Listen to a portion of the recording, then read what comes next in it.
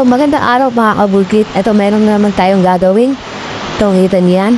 Malayong butas, kabilaan tagos. Yan. Okay. Na mga kabukit, bago natin siya tapalan, kailangan muna natin hiwaan. Para pag tinapalan natin, hindi siya bubukol. Magandang lapat niya. Kailangan muna palakihin natin ng butas para lumapat ng maayos ang tapal. Pagkatapos natin maiwaan, ito na, nag-grinder natin mga kabulkit. Nag-grind natin na maayos. Kailangan ba maganda yung pagka-grind para lumapat na maayos ang pagkaluto natin. Grind natin na malaki. Mga kabulkit, diaswar natin para mabilis maganyan, kalaki. Para maganda ang pagkatapal. Yan mga kabulkit, pagkatapos natin nag-grind na malabas, itong inner side naman. Grind din natin na maayos para maganda rin ang pagkalapat ng luto.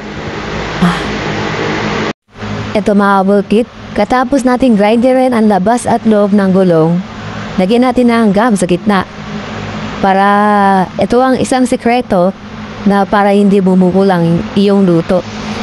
Ayan mga kabulkit, ganyan kalaki lang ang tatapon natin. Meron ng kasamang nylon yan, 2 patong na nylon. Ay mga kabukit, una natin lutuan itong labas. Para yung siniksik natin na gum ay dumapat siya papasok sa loob. Para maganda agad, natapalan agad, matakpan. And mga kabukit, tatandayin natin ngayon yung nakasalpak sa plancha. Titignan natin kung maganda ba ang pagkaluto. Dahan-dahan na tinatanggal. Yan na mga kabukit. Diba ang ganda ng luto? Yan Yan mga kabukit. Ito naman, ganyang kalaki. Tatapalan naman natin yung loob para mas matibay. Yan mga kabukit. Salpak naman natin yung inner side.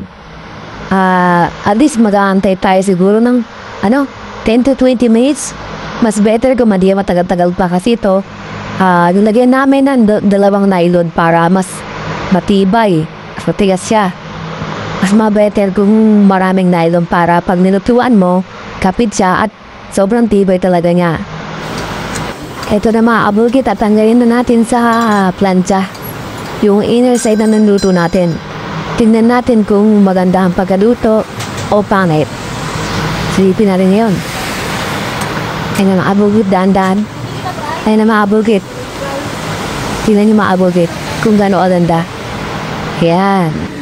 Ayan. Ito na mga kabukit. Sinalpak na natin. Ayan. Testingin natin kung may singaw. Yan o. Di man lang bumukol mga kabukit.